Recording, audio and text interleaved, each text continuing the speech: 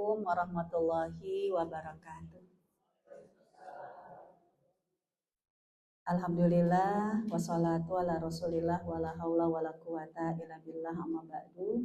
Asyhadu an la ilaha illallah wahdahu la syarikalah wa asyhadu anna Muhammadan abduhu wa rasuluhu la nabiyya ba'dah.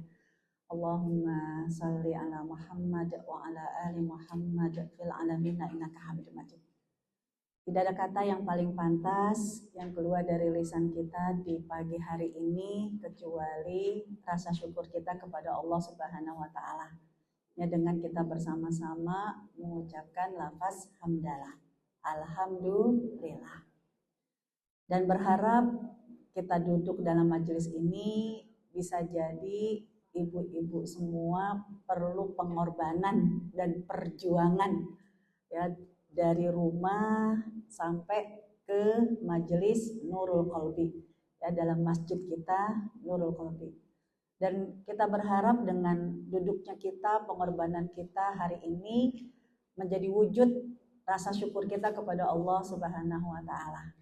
Karena yakin kalau kita termasuk orang-orang yang bersyukur, bukankah Allah berjanji la in syakartum la azidanakum. Kalau kamu bersyukur, maka Allah akan lipat gandakan ya rezeki-rezeki yang bisa jadi kamu sendiri tidak bisa menghitungnya.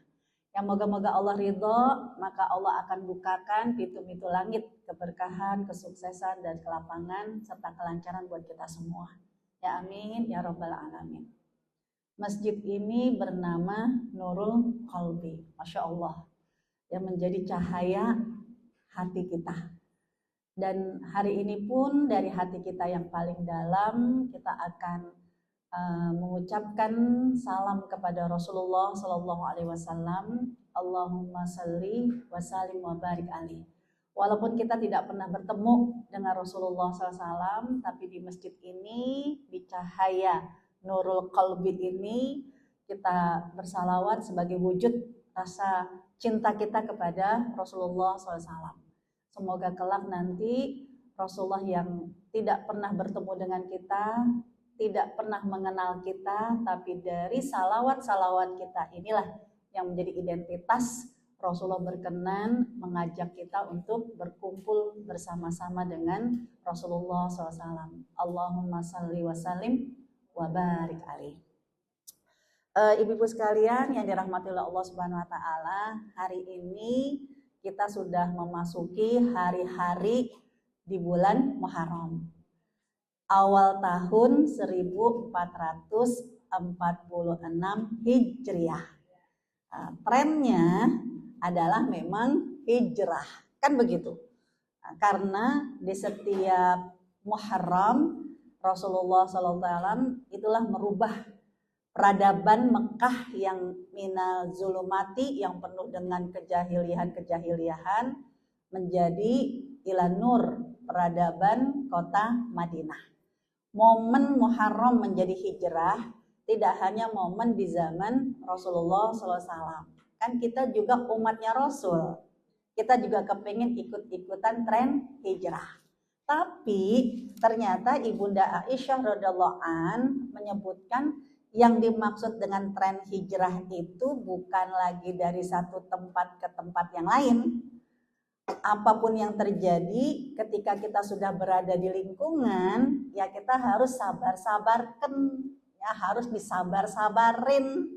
Ya itulah Allah rezekikan kita tinggal di dalam lingkungan itu. Jangan kita berpikir akhirnya tren hijrahnya meninggalkan satu lingkungan. Ya, itu tidak ada lagi hijrah. Itulah yang disabdakan, itulah yang didokumentasikan di dalam hadis Rasulullah riwayat Bukhari, di mana ya ketika Rasulullah SAW, begitupun istri-istrinya Rasulullah SAW, termasuk Ibunda Aisyah, seringkali ya para sahabat, para salafus sholih itu mengingat momentum Muharram adalah momentum hijrah. Terus kalau kita udah hijrah dari Mekah ke Madinah, terus kita mau hijrah kemana lagi? Ya dipikirnya hijrah tempat. Lalu apa yang disabdakan di sini, yang diriwayatkan di sini, hari ini tidak ada lagi hijrah. Jadi setelah Fathu Mekah, Ya, tidak ada lagi hijrah perpindahan dari satu tempat ke tempat yang lain. Nah, dulu orang-orang itu hijrah memang kepingin ibadah yang tenang, ibadah yang nyaman. Tapi mulai hari ini, jadi hari dikeluarkannya hadis ini, sejak hari ini sampai akhir zaman, ya Rasulullah mengingatkan kita, Ibunda Aisyah meriwayatkan bagaimana sejak hari ini kalau Allah Subhanahu wa taala telah memenangkan Islam. Allah telah memberikan kenikmatan kepada kita beribadah dimanapun kita berada. Maka nggak ada lagi ya hijrah tempat. Yang ada trennya adalah jihad. Jihad di sini bukan perang. Ya, ibu jangan ketika mendengar kata-kata jihad artinya perang. Nah, kalau perang dalam Al-Quran biasanya disebut dengan qital. Kalau jihad itu adalah pengorbanan. Seorang ibu pasti ada jihadnya. Ya, pengorbanan seorang ibu. Seorang mahasiswa, seorang pelajar pasti ada jihadnya.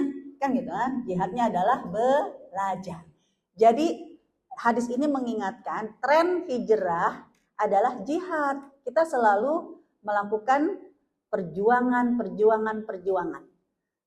Dan perjuangan itu harus dimulai dengan niat, nawaitu.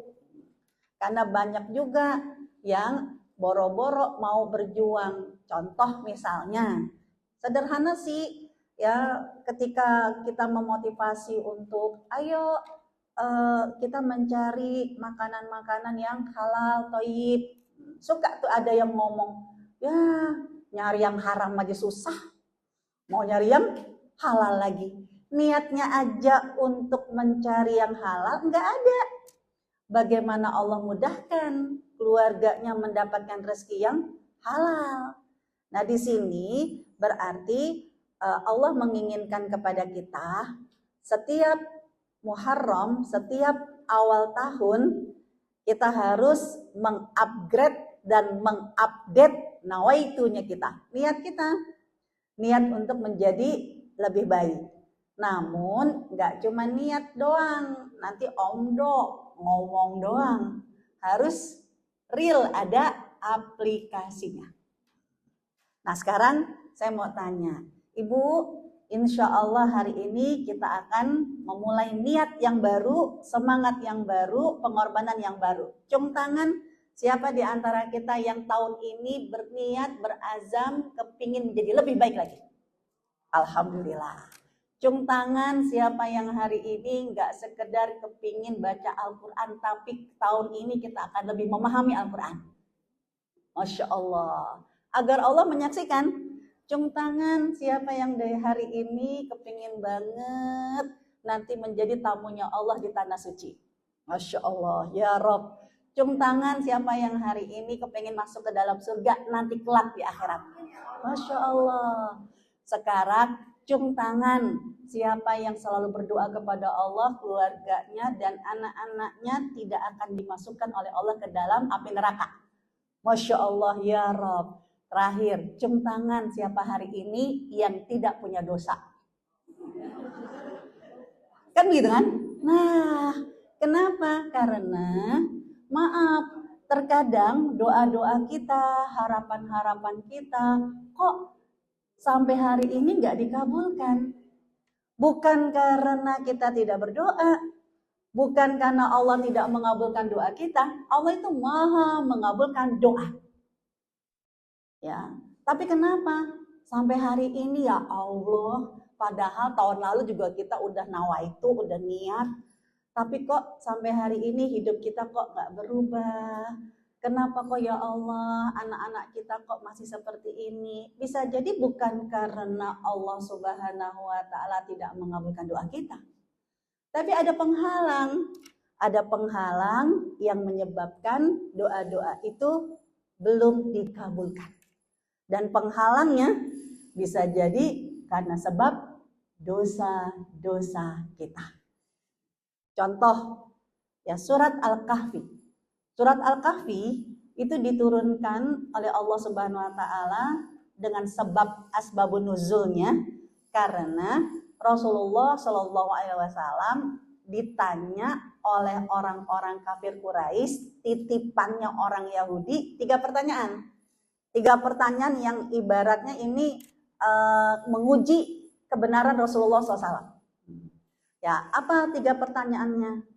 Coba tanyakan kepada Muhammad, kata orang Yahudi, ya, kepada orang kafir Quraisy, ngaku-ngaku jadi nabi, bisa nggak dia menjawab 3 pertanyaan ini? Pertama, tanyakan kepada Muhammad tentang kisah yang menjadi keajaiban dalam kehidupan sejarahnya orang Bani Israel, yaitu kisah pemuda-pemuda yang bersembunyi di dalam goa. Kira-kira tahu nggak dia? Terus yang kedua, tanyakan kepada dia ngaku-ngaku nabi, tahu nggak dia seseorang yang disebutkan di Taurat 1 kali dan dia sudah keliling dunia, tahu nggak?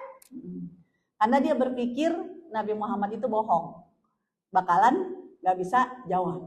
Terus yang ketiga, tanyakan kepada Muhammad tentang roh, jawabannya sama nggak dengan nabi-nabi dari Bani Israel? Ditantang 3. Nah, Rasulullah SAW ketika ditantang dengan 3 pertanyaan itu, Rasulullah yakin Allah pasti akan membantunya. Kan gitu kan? Apalagi yang nanya Bani Israel, orang Yahudi, ya, untuk menguji Rasul itu jadi nabi. Ya, sedangkan Allah yang menurunkan Taurat, Zabur, Injil, sama nggak dengan Allah yang menurunkan Al-Quran kepada Nabi Muhammad? Sama. Rasul yakin Allah akan membantunya.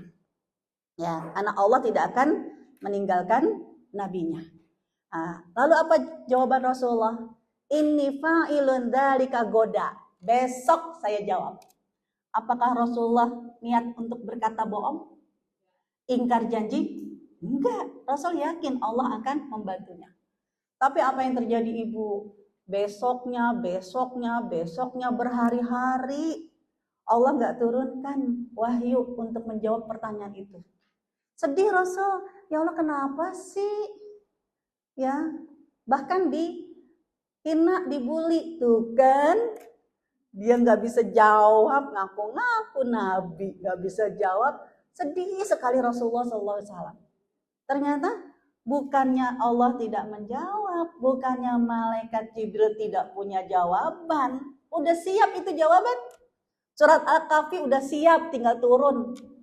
Ya, tapi ternyata di ayat yang ke-23, 24 Allah memberikan informasi dulu kepada Nabi Muhammad. Ya, terhalangnya pertolongan dari Allah bukan karena Allah tidak maha mendengar, bukan karena Allah tidak menurunkan pertolongan. Allah tuh suka menolong hambanya. Namun ada kesalahan yang kamu lakukan. Apa kesalahan Nabi Muhammad? Dosa itu yang membuat awan kelam, awan hitam terhalang kesucian. Kita udah bagus banget nih di masjid Nurul Qalbi, hati kita bersinar, moga-moga gak ada penghalang. Tapi jangan sampai cahaya itu terhalang karena noda-noda kemaksiatan kita. Apa kesalahan Nabi Muhammad? Kalau mulut kita sederhana banget. Ya, di ayat ke-23, 24 Allah menyebutkan karena kamu mengatakan inni fa'ilun dzalika goda. Kamu bilang janji besok akan melakukan tanpa mengucapkan illa ayyasya Allah. Nabi Muhammad ketika janji gak bilang insya Allah. Ya, kan kalau kita pikir ya Allah gitu doang. Berjanji tanpa mengucapkan insya Allah sombong. Kenapa? Karena kita nggak pernah tahu 1 jam kemudian kita tahu nggak Bu apa yang akan terjadi? Nggak tahu. Kamu bilang besok saya akan lakukan, emangnya kamu bisa menguasai hari esok? Kalau mau berjanji, walaupun nggak niat untuk mengingkari, tapi manusia bisa berencana, Allah yang menentukan. Ucapkanlah illa ayyasya Allah, insya Allah. Nah dari sini Ibu, kenapa tadi saya tanya, ya alhamdulillah semua udah tunjuk tangan, kepingin mulia, diangkat derajatnya, tapi jangan sampai na'udzubillah min dzalik, ya terhalang bukan karena Allah tidak maha mendengar, tapi karena ada dosa-dosa yang menghalangi kita. Jadi hijrah, jihadun wa niyatun akan menjadi nilai yang berarti kalau kita memahami dulu tentang di mana letak kesalahan kita. Orang nggak akan berubah kecuali dia sadar diri dulu kalau dia salah. Orang nggak bakal minta maaf kalau dia tidak menyadari kalau dia adalah orang yang bersalah, kan begitu.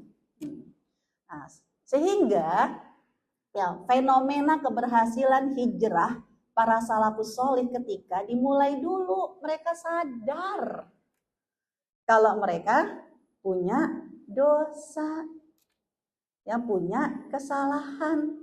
Memang semua orang pasti punya salah. Kullu ibnu Adam mukhti, semua anak Adam pasti bersalah. Tapi yang dicari sama Allah setiap detik, setiap menit, setiap jam adalah siapa mereka yang merasa bersalah lalu bertobat kepada Allah Subhanahu wa taala. Kan begitu. Nah, karena sesungguhnya Ibu, kita ini bisa kumpul bareng-bareng, kita ini dihormati sama orang, kita ini dikagumi sama orang, jujur. Karena orang itu nggak tahu aja aib kita. Ya kan? Coba, kalau dosa itu ditunjukkan oleh Allah dengan luka koreng, kira-kira di antara kita berani nggak duduk di masjid ini? Nggak berani, ya Allah. Ini mulut tadi yang namanya mau ngaji pagi-pagi, jangan kan bisa jadi rempong di rumah. Udah gitu si Mbak udah dibilangin suruh beli cabai yang warnanya merah, ini dikasihnya malah beli yang cabai rawit lagi. Kan bisa jadi gitu kan. Coba kalau ternyata Allah tunjukkan dosa itu dengan luka atau aroma busuk, nggak ada yang berani ketemu sama kita. Dan gak ada yang mau berinteraksi sama kita. Menjijikkan, bau.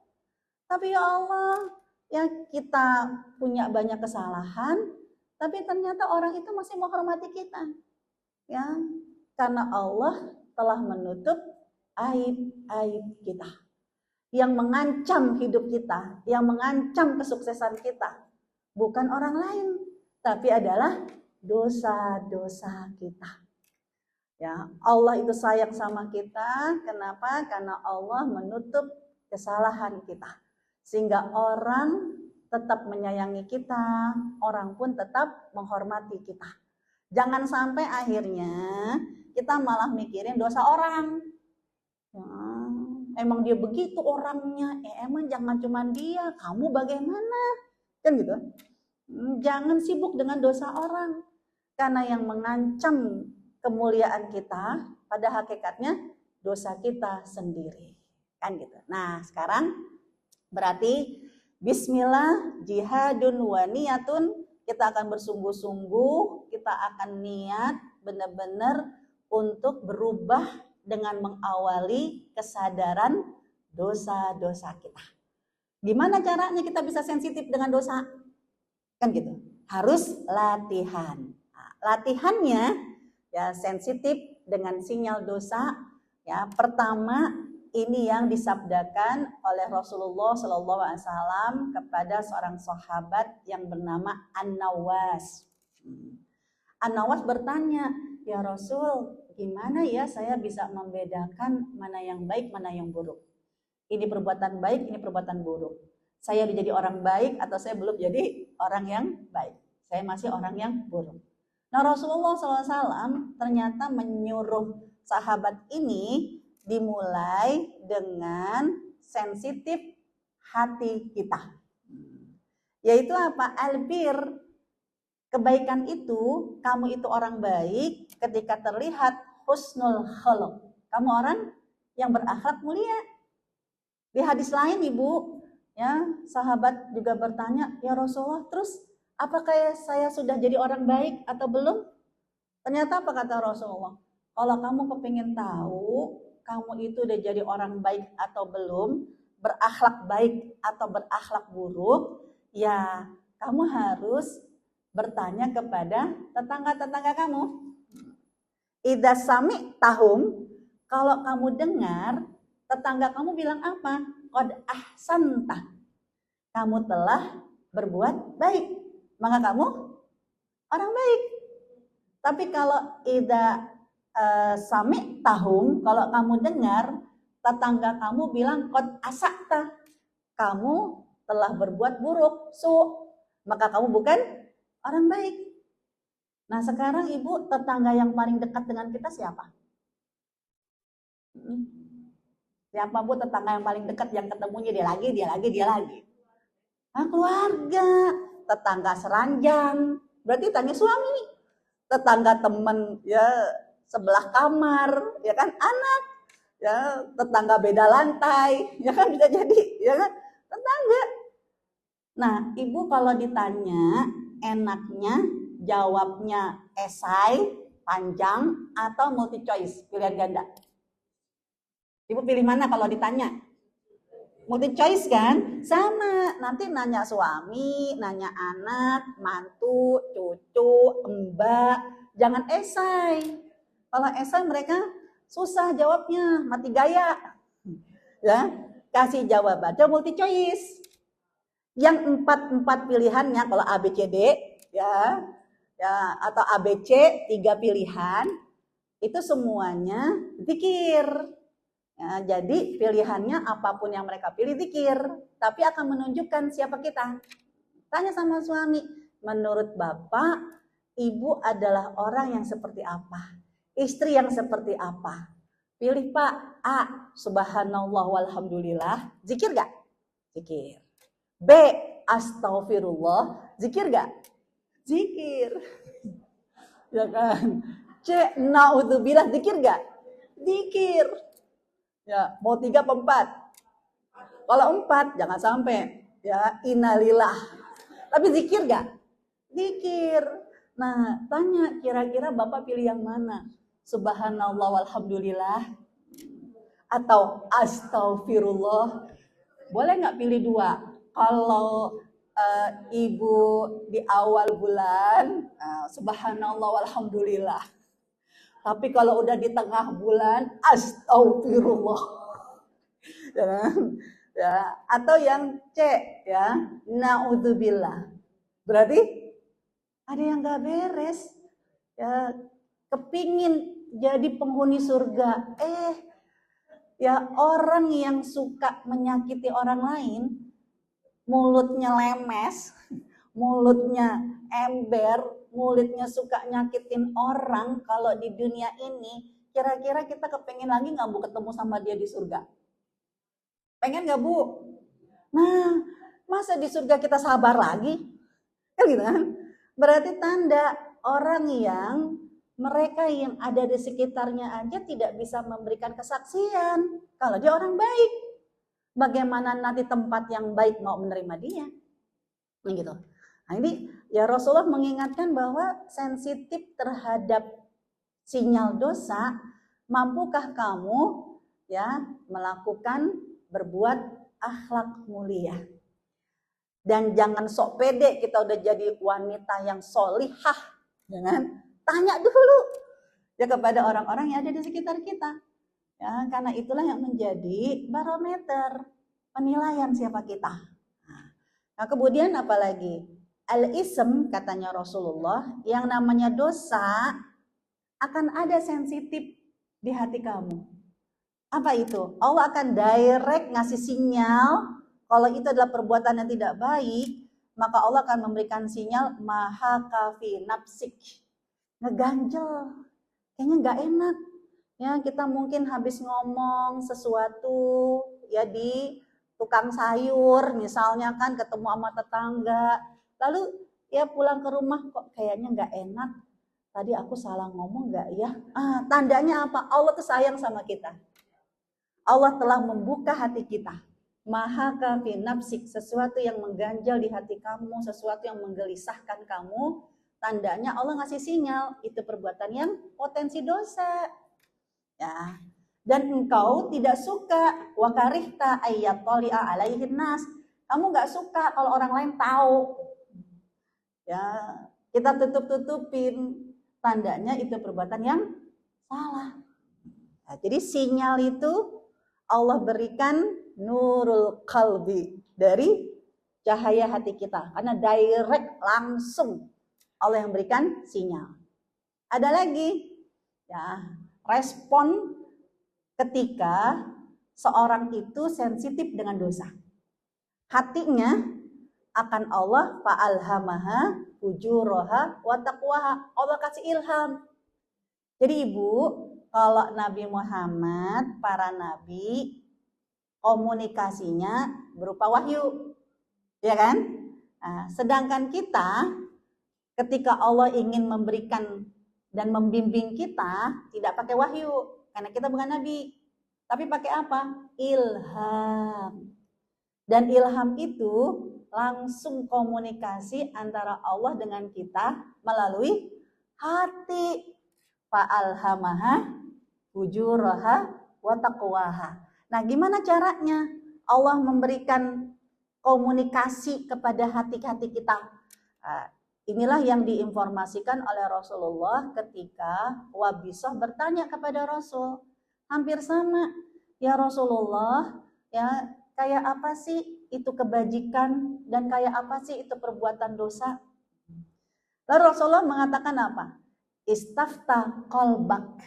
Kalau kamu kepingin tahu yang baik, yang bajik, yang buruk, mintalah fatwa kepada hatimu.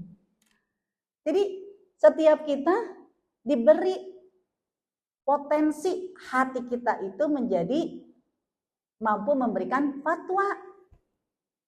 Walaupun kita bukan MUI, kita bukan ustadz, bukan ustazah, bukan nyonya ustadz, tapi kita punya hati.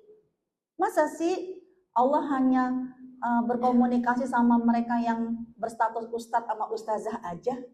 Berarti Allah pilih kasih dong. Sedangkan kita juga hambanya Allah. Kita juga punya hati. Ternyata Allah akan memberikan ilham, berkomunikasi kepada siapapun yang memfungsikan hatinya untuk memberi fatwa. Kayak apa? Jadi kalau kita kepengen hati kita memberikan fatwa, misalnya mau makan di satu restoran, biasakan komunikasi kepada hati. Karena inilah satu-satunya corong dengan Allah. Wahai hatiku, tolong berikan fatwa, ini restoran baik atau enggak. Ibu yang mau nerima mantu, kan gitu kan? Wahai hatiku, tolong berikan fatwa, ini mantu yang baik atau mantu yang tidak baik. Nah, nanti Allah akan memberikan sinyal di hati kita. Yaitu apa? Kalau itu adalah kebaikan, albir, maka itmi'nat ya, itmi'nan, tenang hati kita, tentram jiwa kita, ngeplong, nyaman, adem. Tandanya itu baik. Tapi kalau maha kafin nafs, ngeganjel, bahkan responnya apa? Watara dek,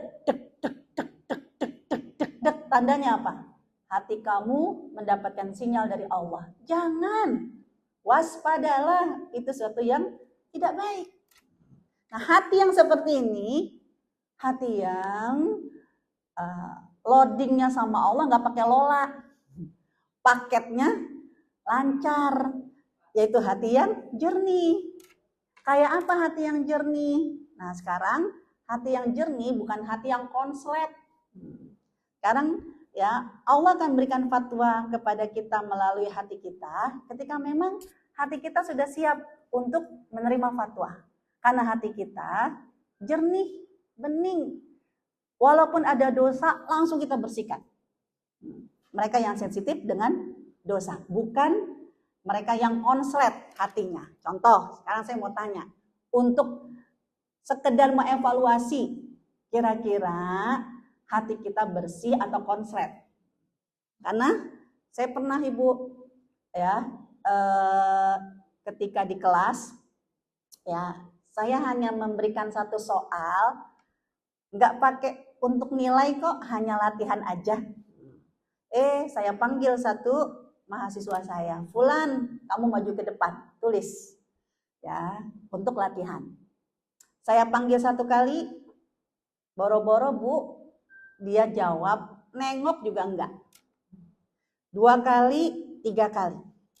Nah, lalu saya bertanya, Kakak kamu kan yang namanya Fulan yang tadi saya panggil, kenapa ketika saya panggil, boro-boro kamu menjawab, nengok juga enggak.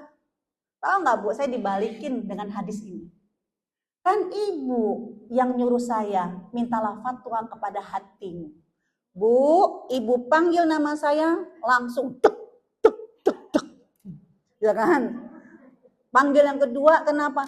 Karena kalau itu adalah membuat hati kita berdebar, tandanya perbuatan yang tidak baik. Jangan diikuti. Sampai saya mikir, Ibu, ya Allah, apakah saya salah ya Allah? Emang sih kan kadang guru itu pasal 1 ya nggak boleh salah. Kalau ternyata guru salah itu kembali ke pasal 1 kan gitu kan? Apakah sampai Allah turunkan ilham kepada dia saat saya bikin soal dadakan dan orang itu belum belajar, saya suruh menjawab. Padahal kan untuk latihan. Sampai saya mikir, ini sebenarnya Allah ngasih ilhamnya bener apa enggak sih? Ya kan? Akhirnya begini. Tunggu. Ya kan? Sekarang ibu mau tanya. Kurang berapa waktu kita? Ya, setengah jam lagi, Bu. Oke. Kalau setengah jam lagi 15 menit ya, ibu akan keluar. Kenapa? Karena 15 menit ibu akan berikan waktu kepada kalian untuk belajar. Ya kan? 15 menit terakhir ya kita akan langsung latihan. Ya, gitu. Ya siap ya, karena yang namanya guru kan pasal 1, enggak boleh salah ya. Waktu setengah jam, 15 menit ibu akan keluar, kamu akan diminta kesempatan untuk belajar. 1 bab aja. Karena 15 menit kemudian kita akan ujian. Pertanyaan saya, kira-kira ini teman-teman 15 menit ketika ibu keluar, belajar atau bikin contekan? Ya, ibu kayak gak pernah jadi mahasiswa aja. Kan gitu kan? Lagian ibu dadakan, kan gitu kan? Udah, ini kan bikin contekan. Pertanyaan ibu, ketika kamu ujian di 15 menit terakhir, lalu kamu membuka contekan itu, bagaimana hati kamu memberikan fatwa? Kan gitu kan? Apa mending begitu? Apa kata mereka? Makanya Bu baca bismillah. Ya kalau nggak baca bismillah nanti deg-degannya ketahuan. Ya kan? Jadi ketika buka biar nggak ketahuan, ya Allah bismillah. Jadi mantep baca bismillah untuk melakukan kemaksiatan. Nah, berarti ketahuan yang konslet siapa? Ya. Kalau kamu justru ketika melakukan kemaksiatan tidak deg-degan, malah mantap baca bismillah, tandanya hatinya konslet. Jangan harap Allah akan memberikan bimbingan melalui hatinya. Nah sekarang tinggal kita semua, ya saya mau tanya sama ibu-ibu, bohong, berkata dusta, sepakat nggak kita kalau itu adalah perbuatan dosa? Nah kira-kira kita kalau ngebohongin anak, biar yang udah punya cucu, ngebohongin cucu, biar apa? Biar makannya banyak. Habis kalau nggak dibohongin, ngebohongin sih dia nggak jadi korban. Ayo adek, tuh adek nanti oma panggilin Cicek ya warna merah. Cicek, kan jadi dia gitu. Ayo ya kan. Sampai Cicek ungu, Cicek biru. Emang ada ibu Cicek warna-warni? Kira-kira kalau bohong kayak begitu, dosa apa enggak? Ayo.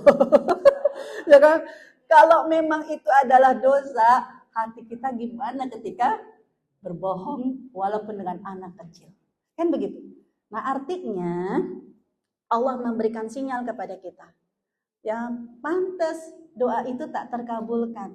Kenapa? Karena hati kamu terjerat dengan noda-noda kemaksiatan.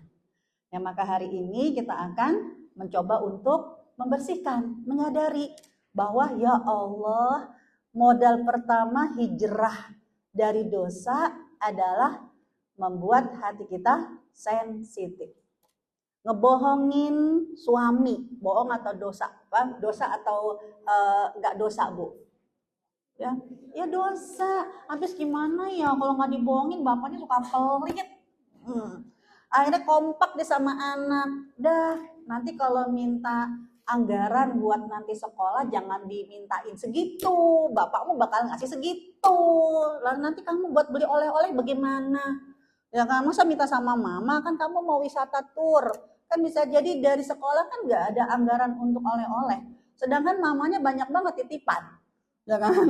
Ya kamu mau tur kemana, ke Bali, apalagi ke luar negeri, ya mama mau nitip lah, ya kan? Tambahin anggarannya, ngebohong sama bapaknya.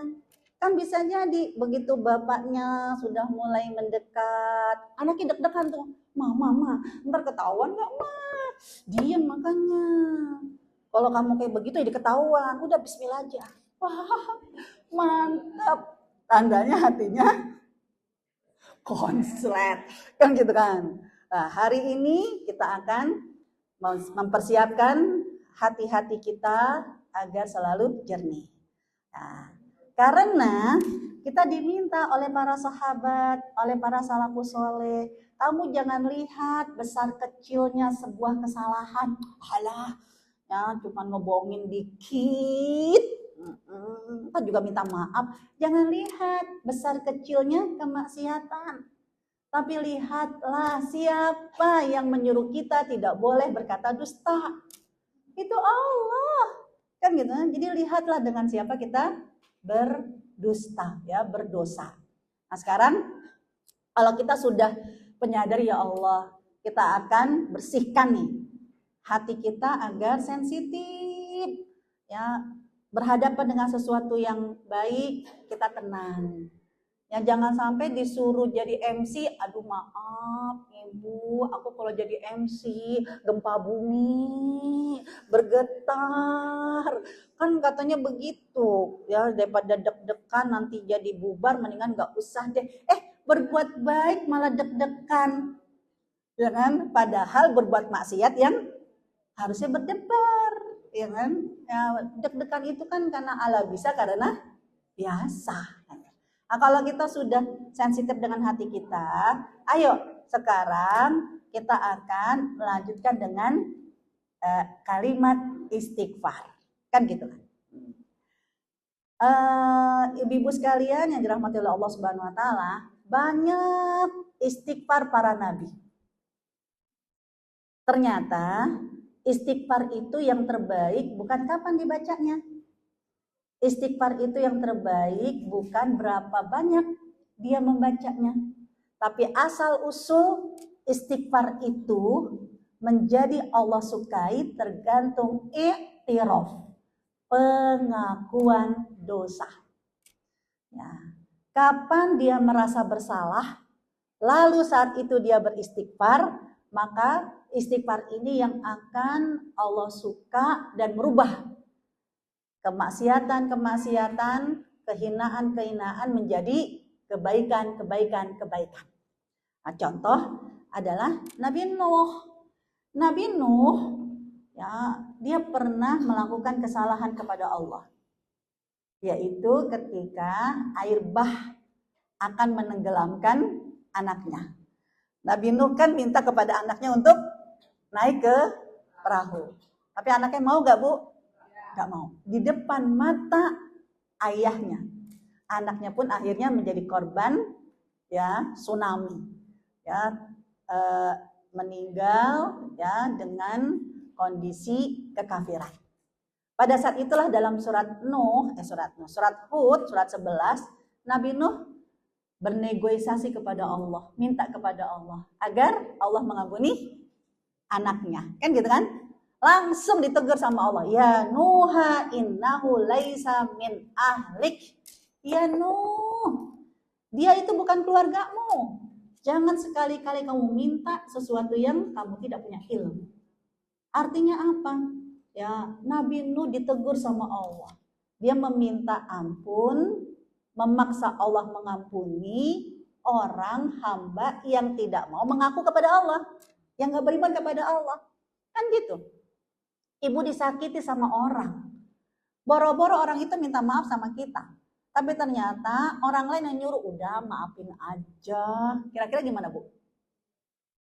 Dia dulu minta maaf, saya mah pemaaf, dia jadi minta maaf, kan gitu kan? Kan begitu. Nah Allah mengingatkan, ada haknya Allah. Allah itu sayang mengampuni dosa ketika memang mereka orang beriman dan minta diampuni karena Allah Al-Ghaffar. Tapi sampai mati dia tidak mengakui Allah. Mati dalam kekafiran, mati dalam kesombongan. Masa Allah menyuruh, masa Nabi Nuh menyuruh Allah untuk mengampuninya? Kan langsung Allah menegur Nabi Nuh. Saat itulah Nabi Nuh langsung menyadari kesalahan. Akhirnya apa? Istighfarnya Nabi Nuh dalam surat Nuh ayat ke-28, inilah yang menjadi istighfar yang Allah suka. Karena Nabi Nuh menyadari kesalahan lalu merubah istighfarnya. Tidak hanya istighfarnya Nabi Nuh bermanfaat untuk Nabi Nuh saja. Tapi istighfar Nabi Nuh bermanfaat untuk siapapun yang melanjutkan istighfarnya Nabi Nuh. Ya, karena kalau ibu baca surat Nuh, itu istighfar Nabi Nuh, faqultu astaghfiru rabbakum innahu kana ghaffara. Dengan istighfar Nabi Nuh menyadari, ya Allah maafin saya salah. Dan istighfarnya Nabi Nuh yang Allah suka menyebabkan yursili alaikum midororo, ya Allah turunkan air hujan yang tidak akan menjadi badai, tapi air hujan yang yumditkum bi amwali wa banin, akan membuat kamu makmur, subur, gak lagi jadi ya petaka. Itu karena istighfarnya Nabi Nuh diawali dengan merasa bersalah. Nah Allah menyuruh dengan istighfar Nabi Nuh di ayat ke-28, ternyata bermanfaatnya itu kebermanfaatannya gak hanya untuk Nabi Nuh, tapi juga untuk kita. Ya, karena Nabi Nuh mengajarkan kepada kita mulai hari itu. Apa istighfar Nabi Nuh? Rabbil firli, ya Allah ampunilah aku, wali walidayya, juga kedua orang tuaku, dan siapa lagi? Waliman dakhala baitiya mu'minan, dan siapapun para tamu yang memasuki rumahku dalam keadaan beriman. Jadi ibu, rumah kita menjadi barokah. Rumah kita menjadi rumah yang disukai sama Allah. Rumah yang penuh dengan maghfirah. Nggak cuma rumah di masjid, nggak cuma rumah di musola, nggak cuma rumah yang ada majelis taklimnya, tapi rumah siapapun yang suka open house. Rumah siapapun yang suka menerima tamu, tapi mengawali dengan doa ini. Menjadi rumah yang disukai sama Allah dan disukai oleh para tamu. Karena tamu ketika masuk ke dalam rumah kita seperti peleburan dosa. Ya, menjadi barokah. Nah, ini yang bagaimana setelah menyadari kesalahan, iktiraf, lanjutkan dengan istighfar. Terserah, istighfar itu macam-macam. Ya, di dalam Al-Quran ada, Nabi Muhammad juga ada, Sayyidul Istighfar. Tapi sekali lagi, istighfar yang terbaik bukan berapa kali kita membacanya. Tapi istighfar yang terbaik dimulai dari kita merasa punya banyak ya kesalahan, punya banyak dosa. Nah, dan pilihan-pilihannya luar biasa. Karena sebab istighfar itu akhirnya berubah menjadi kemuliaan. Begitupun Nabi Ibrahim. Nabi Ibrahim beristighfar kepada Allah tidak hanya atas kesalahan dia, tapi Nabi Ibrahim mengajarkan kepada kita, istighfarnya kita bisa jadi mengawal agar anak-anak kita bisa melakukan ibadah dengan baik.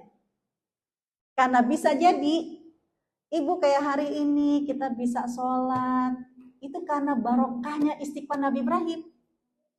Ya, masa sih Nabi Ibrahim yang tidak pernah kenal kita, Nabi Ibrahim yang tidak punya hubungan darah sama kita, tapi dengan istighfar Nabi Ibrahim membuat kita mudah beribadah. Bagaimana dengan anak kita sendiri? Jangan sampai, ya Allah, kita diuji sama Allah dengan anak yang susah banget sholatnya. Boro-boro kita mau ya merubah anak itu. Melindungi mereka dengan istighfar kita aja enggak. Kita merasa anak itu kayak durhaka. Padahal bisa jadi anak itu tidak bisa sholat, anak itu susah sholatnya. Kenapa? Karena Allah tunggu. Kapan istighfar kamu kepada Allah untuk mengawal dan memudahkan anak-anak kamu beribadah? Karena kamu kurang ibadah, karena kamu kurang istighfar. Nah, inilah yang dilakukan oleh Nabi Ibrahim. Nabi Ibrahim beristighfar kepada Allah di depan Ka'bah. Allah suka.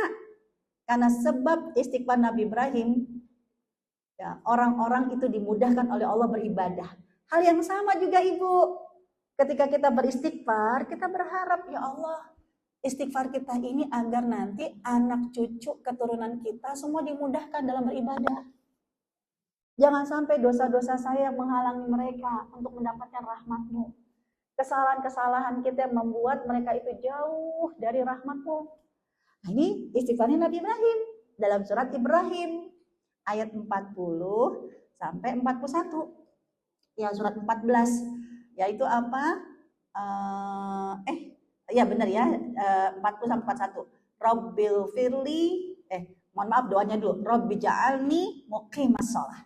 Ya Allah, jadikanlah aku orang yang mampu mendirikan sholat. Wa min dzurriyyati, dan juga anak keturunan aku. Gak cuman aku ibunya yang rajin sholat, tapi juga tolong anak-anakku. Rabbana wa taqabbal du'a. Ya Allah, kabulkanlah doaku. Tapi jangan sampai terhalangnya mereka beribadah karena adanya dosa-dosa kita. Maka kita minta kepada Allah, Rabbana ufirli, ya Allah ampunilah aku, wali walidayya, kedua orang tuaku, walil mukminin, dan siapapun orang beriman yang nanti ya saat di yaumil hisab. Kan gitu.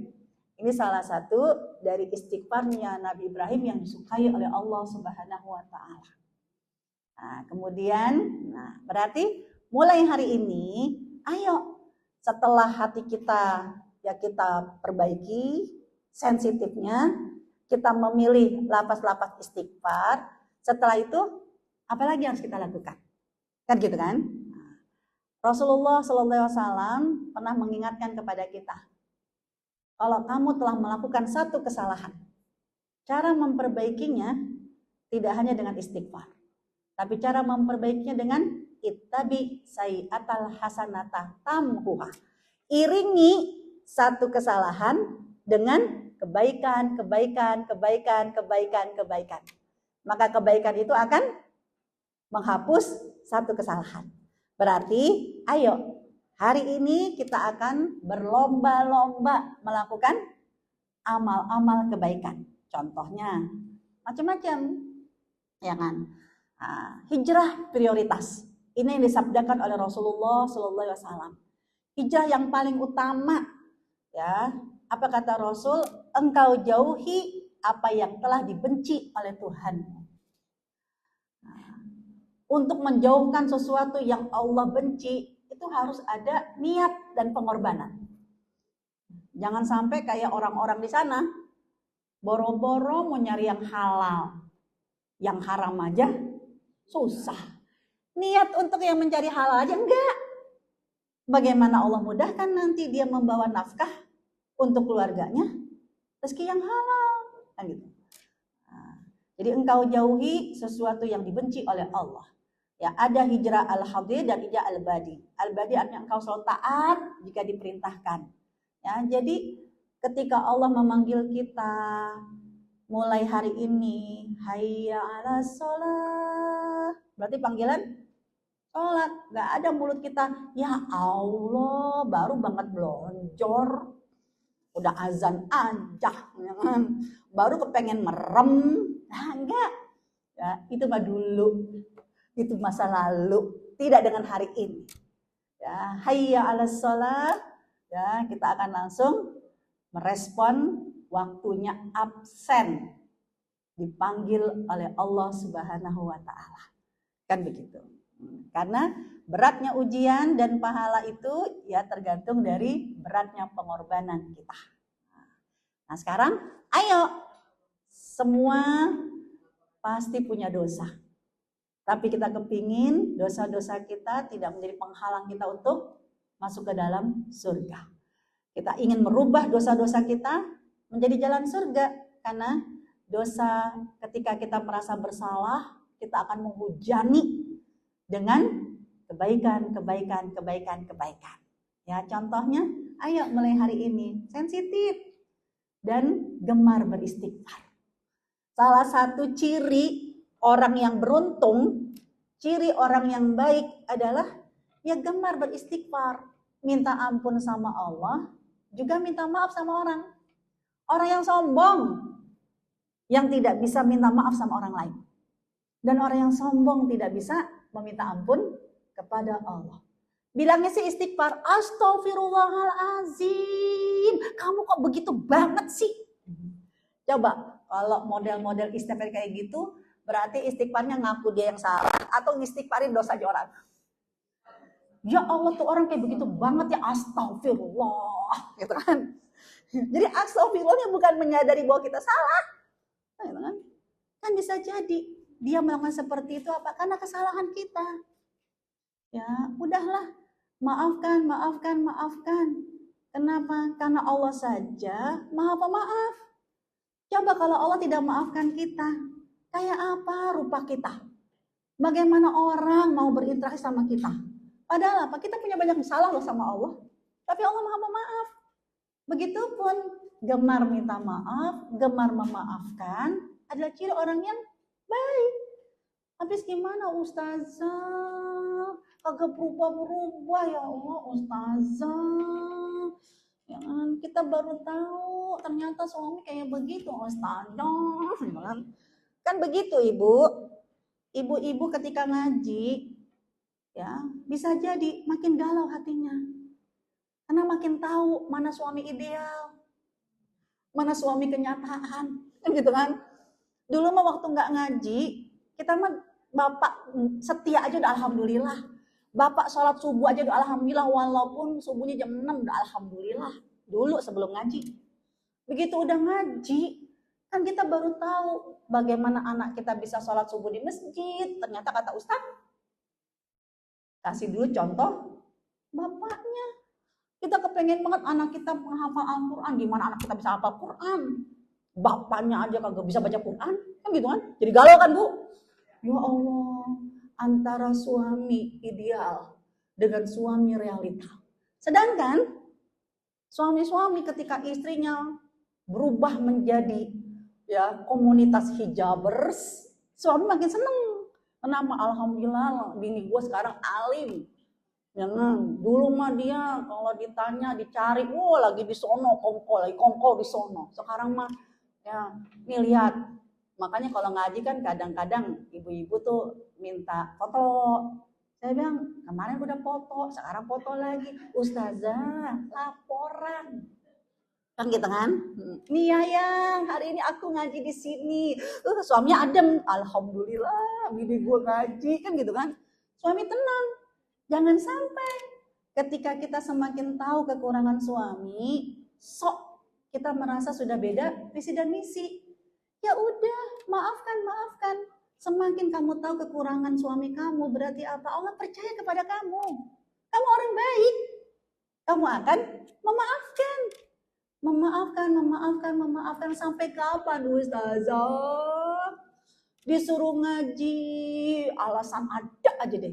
Maafkan, bukan sampai suami berubah. Tapi maafkan sampai kamu jadi pemaaf. Dan jangan pernah jadi mantan pemaaf. Ya gitu kan? Inilah ciri-ciri majelis taklim yang baik. Bukan majelis taklim yang akhirnya apa? Membuat tingkat perceraian makin tinggi. Kenapa saya ngomong seperti ini? Karena ketika saya ya bersama dengan seorang teman untuk mendampingi yang jelas-jelas KDRT, malu kita. Apa kata pihak KUA? Memang sekarang tren yang menggugat cerai itu dari pihak perempuan. Dan yang pada pakai jilbab-jilbab, kenapa? Karena dianggap sudah beda visi dan misi. Habis Ustazah, suami saya tuh disuruh sholatnya susah banget. Yang sholat subuhnya jam 6. Loh, dulu waktu kamu mau nikah, nanya enggak sama suami? Maaf ya Mas, sebelum nikah sama aku mau tanya, kamu sholat subuhnya jam berapa? Nanya enggak? Enggak. Begitu pensiun baru tahu, soalnya kagak bisa baca Al-Quran. Jangan ya Allah, kamu nanya enggak dulu waktu nikah? Coba sebelum kamu ngelamar aku tes dulu ya baca surat Al-Kafirun ya. Ya tes enggak kan? Kalau nggak dites, berarti apa? Saat ini kita menyadari kekurangan beliau, tandanya Allah percaya. Bersama dengan kamu, dia akan menjadi lebih baik. Bersama dengan kamu, kamu akan menjadi lebih baik. Nah, inilah yang harus menjadi hijrahnya kita. Gemar beristighfar. Enggak cuma kesalahan orang lain yang kita istighfarkan. Tapi bisa jadi mereka seperti itu karena kita punya kontribusi membuat dia seperti itu. Kemudian ya kan, ini udah sama ya. Kita suka dengan istighfar, kenapa? Karena istighfar itu pasti menolak azab. Allah yang menyebutkan dalam surat Al-Anfal, wa ma kana Allahu li'adzibahum wa anta fihim. Enggak akan Allah mengazab satu kaum selama ada Nabi Muhammad.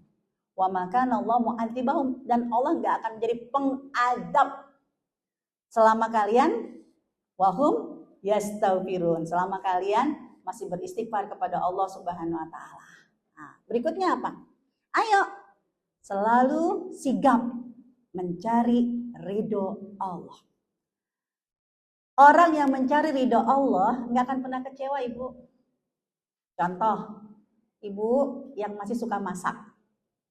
Bisa jadi weekend, keluarga kumpul, anak-anak kumpul, Ibu masak kan? Nah, Ibu masaknya mencari ridho Allah atau biar makin disayang sama keluarga? Kan gitu kan?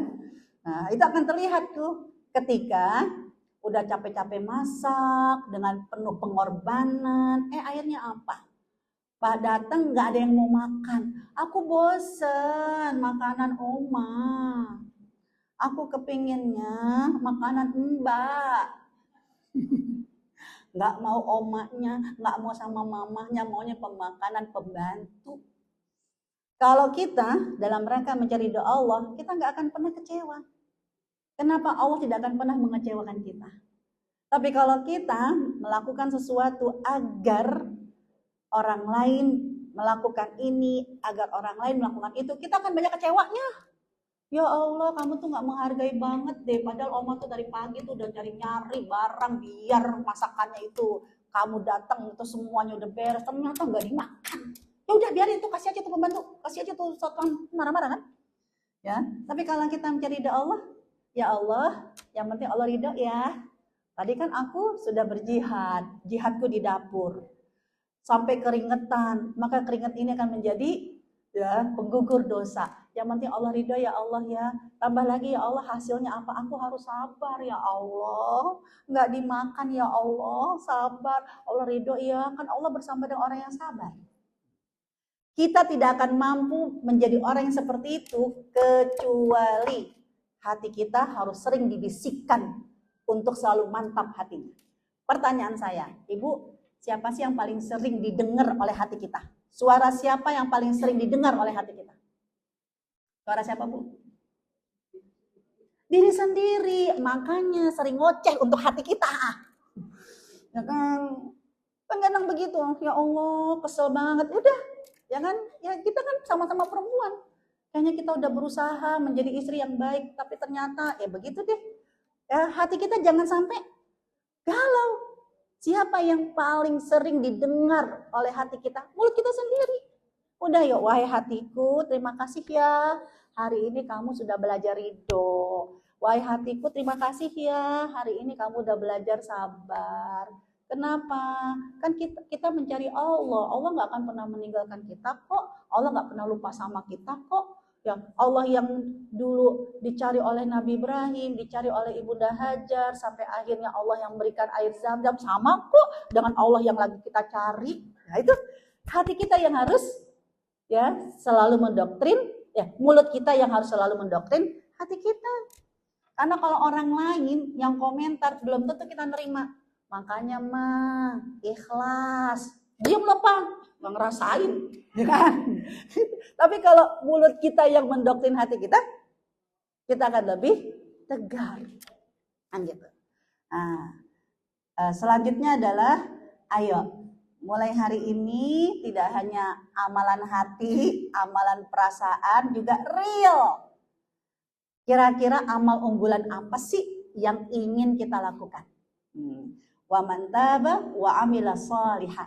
Karena dalam surat Al-Furqan ayat ke-71 Allah menyebutkan, jangan ngaku kamu orang yang bertaubat, jangan ngaku kamu orang yang kepingin jadi baik, kecuali setelah kamu bertaubat wa amila salihah, kerjakan kebaikan. Jangan omdo ngomong doang, jangan cuma nawaitu niat doang. Ya ada realnya. Fa innahu yatubullahu ilaihi mataba. Karena inilah sesungguhnya tobat yang sebenar-benarnya. Ini hadis yang tadi saya sebutkan di awal. Rasulullah yang menyebutkan, kalau kamu ya kepingin menjadi orang baik, maka ittaqillaha haitsuma kunta. Bertakwalah kamu kepada Allah dimanapun kamu berada. Wattabi sayyi'atal hasanata. Dan ketika kamu melakukan keburukan, maka iringi keburukan itu dengan kebaikan-kebaikan tamhuha. Maka kebaikan itu akan menghapus keburukan kamu. Wa khaliqin nas bi khuluqin hasanin. Dan setelah itu berinteraksilah kepada manusia dengan cara yang baik. Terakhir, jangan lupa ada dosa perempuan yang diwanti-wanti, di warning sama Rasulullah SAW. Ya, sampai diulang-ulang oleh Rasulullah SAW di Yaumul Id, Idul Fitri, dan Idul Adha. Jadi di setiap lebaran diingetin sama Rasulullah SAW. Tanpa kita sadari, jangan sampai dua dosa ini. Ketika Rasulullah bersabda, ra'aitu aktsara ahlin nar, kebanyakan aku melihat penduduk neraka itu adalah perempuan. Jangan langsung negatif thinking, diskriminasi terhadap perempuan. Emang udah ada Bu yang masuk neraka? Sekarang belum. Artinya apa? Rasul itu sayang banget. Jangan sampai nanti begitu pintu neraka terbuka, ternyata yang banyak masuk neraka adalah perempuan. Ini belum ada penduduk nerakanya. Tapi Rasulullah mengingatkan dari Allah, jangan sampai nih dua dosa yang dilakukan oleh perempuan tanpa dia sadari. Pertama apa? Ya kan? Yaitu taksurnan li'an. Tuh lihat banyak komen. Yang komennya nyakitin orang. Kan gitu. Ya Allah, ibu kesini udah memilih pakaian yang terbaik kan? Kadang jilbabnya juga baru dapat hadiah, modelnya baru kan? Udah, sebelahnya jangan pakai komen. Ih, nggak ngenalin deh. Tumben pakai jilbab kayak begitu. Maaf, cakep sih, cuman kelihatannya kayak roti bulet. Ya mungkin orang tersenyum kan gitu kan. Tapi yang dikomentari apa? Sakit. Karena perempuan itu Pak, jangan suka disinggung soal umur sama fisik. Habis gimana ya kalau pakai jilbab kayak gitu jadi kelihatan boros umur. Ya ilaha illallah, komen aja. Ya kan? Ya, dapat snack. Udah, ini kan kelompok 1 ya. Ya, udah. Udah yang kelompok 2, kelompok 3 jangan komen. Dulu padahal kita nggak begini kemarin ya. Masa pakai mika? Gak usah pakai komen. Ya kan? Udah gitu apa di staples lagi. Padahal kan apa kalau orang tua kan bahaya ya kalau di staples ya. Aku cuma kasih masukan doang ya. Kira-kira kelompok 1 gimana? Lo tinggal makan doang loh gitu kan. Ya udah nggak usah komen. Ya. Karena itulah kebanyakan dosa perempuan. Ya. Dulu mah waktu Covid alhamdulillah ada masker, ya kan? Terhindar dari virus. Nah sekarang biar nggak komen-komen kedengaran sama orang, nggak cukup pakai masker, mulutnya di plester. Yang suka komen-komen kan gitu. Nah, ini yang pertama, dosa perempuan, semua dikomenin. Ya kan? Yang kedua apa? Takfurnal ashir. Kalian kurang bersyukur sama suami. Suami kamu punya banyak kebaikan. Sekali dia bersalah, ya Allah, sampai dibilang dasar bapak emang dari dulu begitu. Padahal mah, ya sekali dia berbuat salah, jangan sampai dilupakan kebaikan-kebaikan. Habis ustazah, coba gimana caranya saya bersyukur sama suami. Suami saya kayak begitu, ibu pulang, lihat muka suami ibu. Ya dia sangat berjasa kepada ibu. Terus saja makin enak saya ngeliat mukanya. Astagfirullahaladzim. Ibu, kalau ibu tidak mampu bersyukur dari yang kecil, gimana ibu bisa dikasih sama Allah, dipercaya sama Allah dengan nikmat yang besar? Terus apa Ustazah, bantu dong. Masa saya ngeliatin suami ibu, oh kak deh. Jangan nanti bisa bahaya. Kenapa saya bilang ibu tolong lihat suami ibu? Karena apa? Dia berjasa loh. Dialah satu-satunya yang membuat ibu menjadi seorang istri. Apalagi punya anak, dialah satu-satunya yang berhasil menjadikan ibu berstatus seorang ibu. Ya Allah, emang juga suami kayak begitu. Kalau itu tidak mampu ibu syukuri, bagaimana Allah percayakan kepada ibu nikmat yang lebih besar? Yang kecil aja tak mampu disyukuri. Nah, jadi hati-hati jangan sampai kita kurang bersyukur kepada suami. Ya, dikasih sedikit gak berasa, dikasih banyak kurang, komen melulu kan begitu kan. Nah, ini ya yang diingatkan oleh Rasulullah SAW ya. Setelah semua itu dosa-dosanya, maka action yang terakhir ya kan, tadi kan hati, kemudian istighfar, lalu hujani kebaikan-kebaikan, dan action yang terakhir surat Al-Baqarah 222, mohon siapapun di antara kita, Allah menyebutkan ayat ini adalah ayat tentang wanita yang haid. Bisa jadi ya sekarang ada yang mantan haid kan gitu kan, artinya nggak ada penghalang. Yang haid aja nggak ada penghalang, apalagi udah nggak haid. Innallaha yuhibbut tawabina. Kalau kita kepingin disukai oleh Allah, dicintai oleh Allah, jadilah at-tawabin, selalu bertaubat kepada Allah. Dan tunjukkan wa yuhibbul mutatahhirin, gemar menjaga wudhu. Jagalah wudhu bukan hanya sekedar untuk sholat. Jagalah wudhu kapanpun, dalam aktivitas apapun. Kita berwudhu bukan karena mau sholat, tapi kita berwudhu karena kita kepingin jadi orang baik. Kita kepingin dicintai sama Allah. Kita kepingin disukai sama Allah. Haid atau tidak haid, nifas atau tidak nifas, tapi wudhu bukan untuk sholat, tapi wudhu agar kita menjadi orang baik. Wallahu a'lam bishawab. Ya moga-moga bermanfaat. Akhirul kalam. Assalamualaikum warahmatullahi wabarakatuh.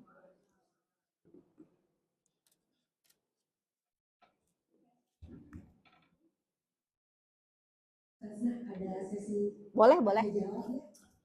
Ibu-ibu siapa yang mau bertanya silakan.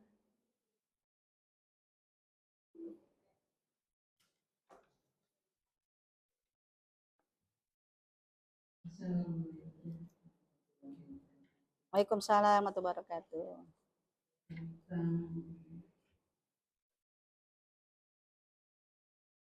Menjaga kesucian dengan berwudhu, sudah berusaha, tapi apakah harus kalau kita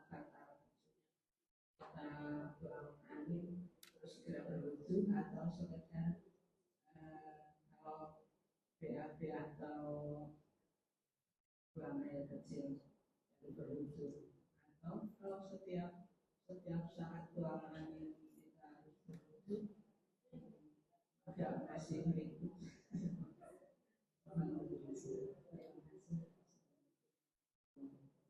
Waalaikumsalam warahmatullahi wabarakatuh. Ini jadi saya kumpuli dulu. Ada lagi?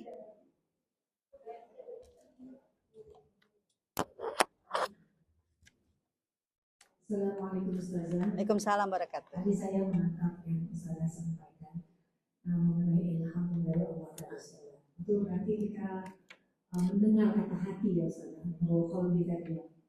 Nah ini kadang-kadang kata hati ini Ustazah bisa ini menurut saya barangkali Ustazah saya yang mungkin kemampuan ilmu yang tak seberapa. Jadi ilham yang kita ikuti kata hati itu bisa seperti Ustazah bilang tadi, biasanya dari Allah ada sinyal begitu ya.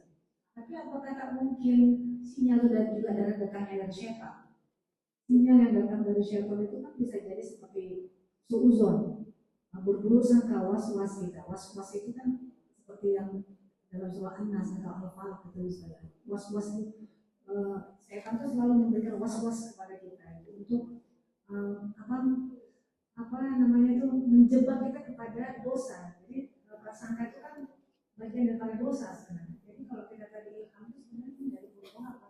Dia apakah yang jadi campur-campur. Nah, saya itu sering gitu. Apa kira ini dari Allah? Apa ini urusan kayak sekarang itu mendekati dosa. Ya. Sama tadi saja yang saya bilang tadi wanita itu kebanyakannya masuk neraka karena tadi tak bersyukur kepada suami, salah satunya Allah akan melaknat. Nah, laknat apa suka kita maksudnya perempuan itu yang suka melaknat. Laknat di situ maksudnya kita gitu tadi cerita beribah tadi itu apa? Mulut yang tak terjaga atau lisan yang tak terjaga atau maksud laknat tadi. Kasih saja.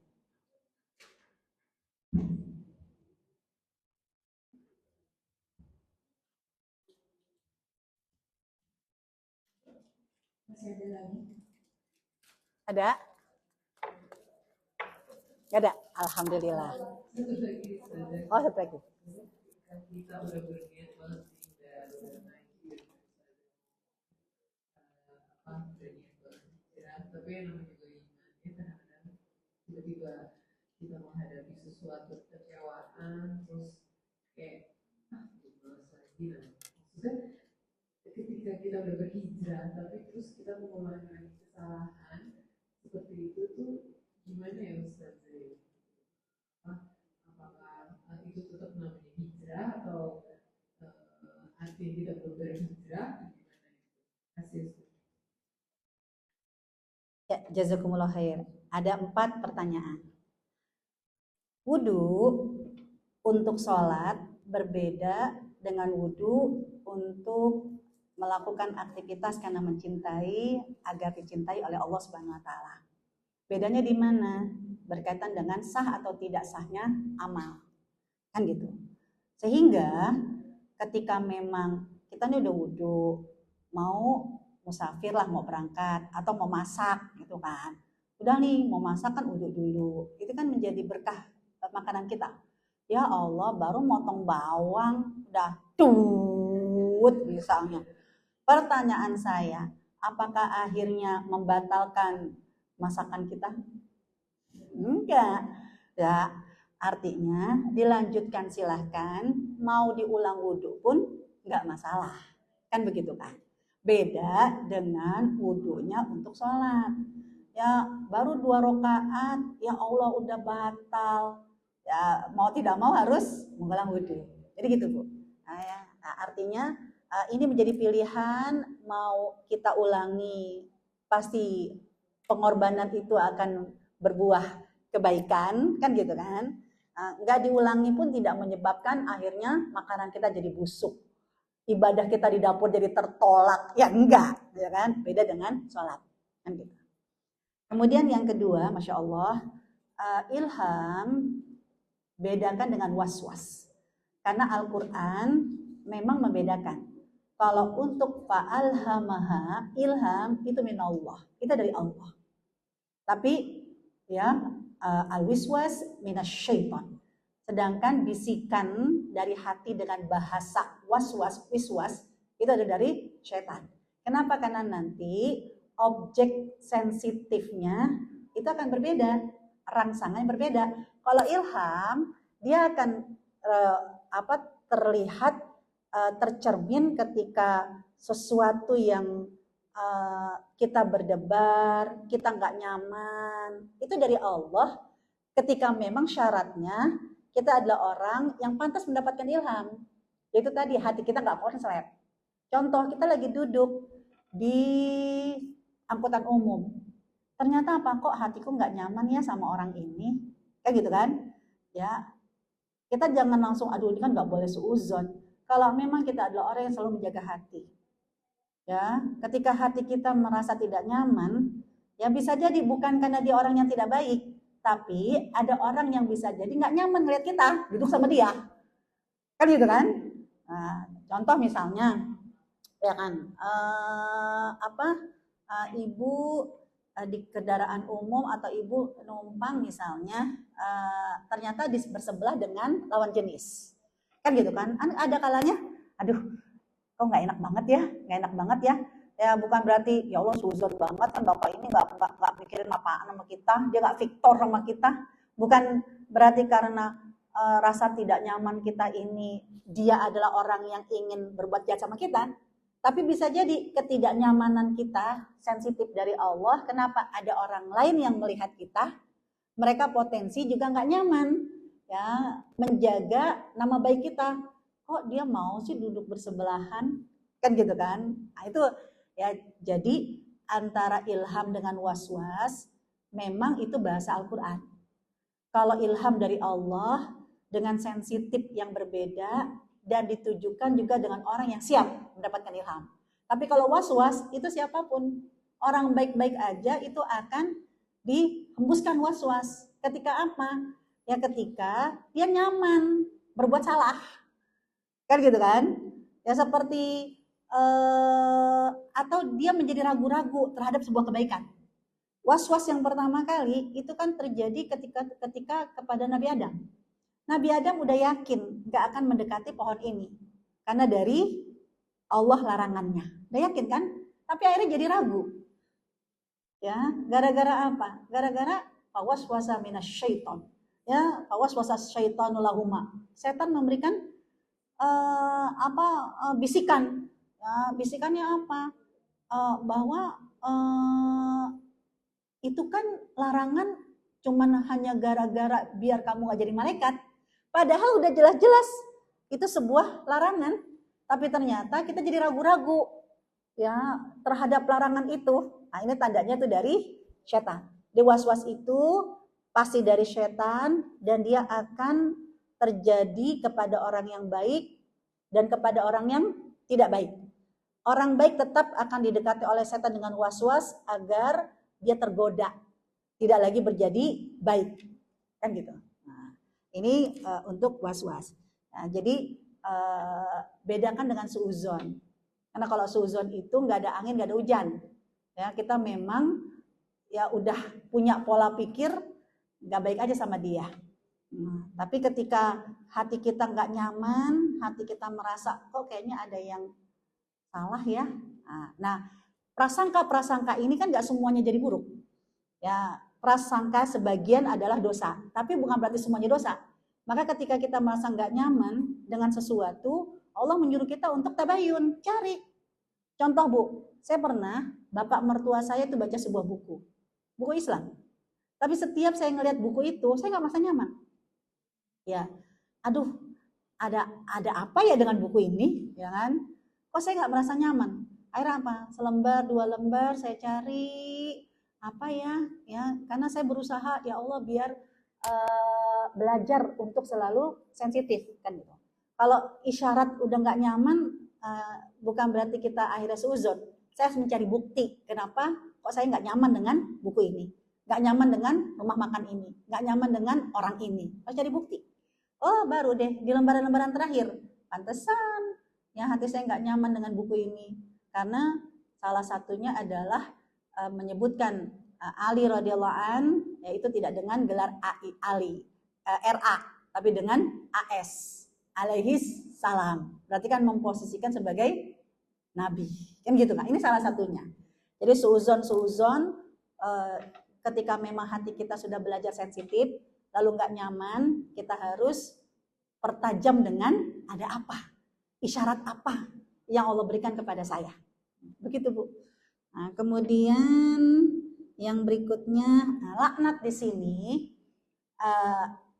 ketika Allah menyebutkan orang tersebut kan untuk melaknat seseorang itu tidak boleh sembarangan.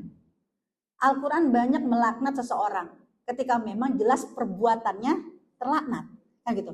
Tapi hadis yang kita diminta untuk menjaga diri adalah kamu bukan siapa-siapa. Tapi kamu mengomentari hal-hal yang buruk, mencela. Seakan-akan orang itu salah. Ya, dengan memilih kue seperti ini, itu tidak perbuatan salah. Kenapa pakai dikomentarin? Kamu tidak berhak untuk mengomentari masakan orang. Kamu tidak berhak mengomentari ya dandanan orang. Seakan-akan orang itu salah. Ya padahal ya orang itu tidak salah lalu kamu salahkan, itu berarti ibaratnya kamu seperti sok melaknat, perbuatan yang ternodai, perbuatan yang salah, kan gitu.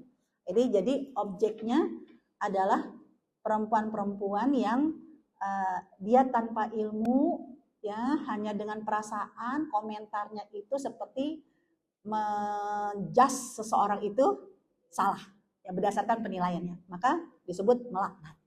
Padahal laknat itu tidak boleh sembarangan. Nah terakhir gimana caranya? Ya namanya juga iman, naik turun. Iman itu naik ya ketika memang kita berkumpul dengan orang-orang yang baik. Iman itu turun ya ketika kita salah pilih teman. Kemaksiatan itu bukan niat pelaku, tapi karena kesempatan. Nah, masalahnya adalah kita udah bersama-sama nih melakukan kesalahan satu kali, kita sadar itu salah, diingatkan untuk selalu jangan melakukan itu. Alhamdulillah ya kita udah sadar, kita udah istighfar. Tapi ternyata ya berikutnya salah pilih teman lagi, melakukan kesalahan yang sama lagi. Ya terus gimana? Ini termasuk kategori yang istiqomah dengan hijrahnya enggak? Kan gitu kan? Ada dua hal yang ingin kita sharingkan bersama. Ibu, Allah menyebutkan kesalahan itu dengan berbagai macam variabel kata. Kadang Allah menyebutkan dengan al-khati'ah, kesalahan. Kadang Allah menyebutkan dengan al-zulm, kezaliman. Khati'ah dan kezaliman itu dimaafkan oleh Allah ketika memang dilakukan tanpa sengaja. Lalu dia merubahnya dan ingin memperbaikinya. Satu kali dimaafkan. Melakukan lagi kesalahan yang kedua, 2 kali dimaafkan. Karena manusia ini memang potensi berbuat zalim, berbuat salah. Udah tahu kalau minum jangan sampai tumpah. Kalau tumpah membuat orang jadi celaka, zalim. Ya kan? Sekali diingatkan. Aduh, kejadian, maaf ya, dimaafkan. 2 kali kejadian, dimaafkan. 3 kali, wailakan, celaka kamu. Berarti kamu bersengaja. Inilah yang diajarkan oleh Allah kepada kita lewat kisah di surat Al-Kahfi. Nabi Musa dengan Nabi Khidir. Nabi Musa dimaafkan oleh Nabi Khidir kesalahan 1 kali, kesalahan 2 kali, tapi kesalahan 3 kali langsung wailaka, celaka kamu.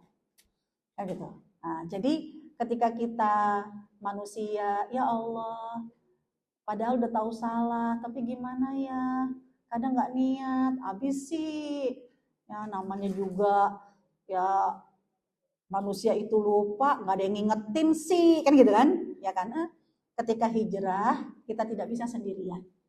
Ketika hijrah, kita butuh teman. Kita butuh lingkungan. Lingkungan yang mencintai kita, melihat kesalahan kita bukan membenci kita, tapi melihat kesalahan kita, menyayangi kita, agar kita ya tidak lagi melakukan kesalahan yang sama. Jadi ada 2, yang pertama jangan sampai 3 kali, yang kedua carilah teman yang bisa saling mengingatkan.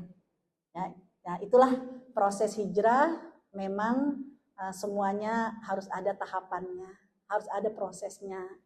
Maka tak luput kita berdoa kepada Allah agar Allah selalu menjaga kita, memberikan kepada kita teman-teman yang selalu menjaga iman kita. Karena memiliki teman yang baik, mendapatkan teman yang baik itu adalah anugerah, rezeki dari Allah. Wallahu a'lam bishawab.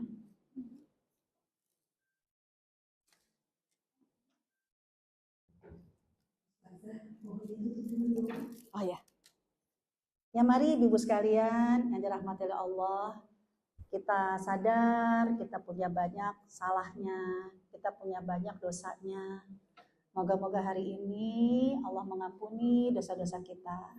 Allah melembutkan hati kita. Dan Allah juga membantu dan membimbing kita untuk selalu kita menjaga lisan kita, menjaga postingan kita, menjaga mata, tangan kita semua, dan Allah ridho dengan semua kebaikan kita. Al-Fatihah. A'udzubillahi minasyaitonirrajim. Bismillahirrahmanirrahim. Alhamdulillahirabbil alamin, arrahmanirrahim, maliki yaumiddin. Iyyaka na'budu wa iyyaka nasta'in. Ihdinas siratal mustaqim. Siratal ladzina an'amta 'alaihim ghairil maghdubi 'alaihim waladdallin. Amin. Allahumma innaka 'afuwun karim tuhibbul 'afwa fa'fu 'anna. Allahumma inna nas'aluka ridhaka wal jannah wa na'udzubika min sakhatika wan nar. Allahumma inna na'udzubika minan nar wa min khizyin nar wa min kulli 'amalin yuqarribuna ilan nar wa adkhilna jannata ma'al abrar. Rabbana ighfir lana wa liwalidina warhamhum kama rabbawna shighara. Rabbana zalamna anfusana wa illam taghfir lana wa tarhamna lanakunanna minal khasirin. Rabbana hab lana min azwajina wa dzurriyyatina qurrata a'yun waj'alna lil muttaqina imama. Rabbana atina fid dunya hasanah wa fil akhirati hasanah wa qina adzabannar wa qina adzabannar wa qina adzabannar. Wa sallallahu ala sayyidina Muhammad walhamdulillahi rabbil alamin. Amin amin ya rabbal alamin.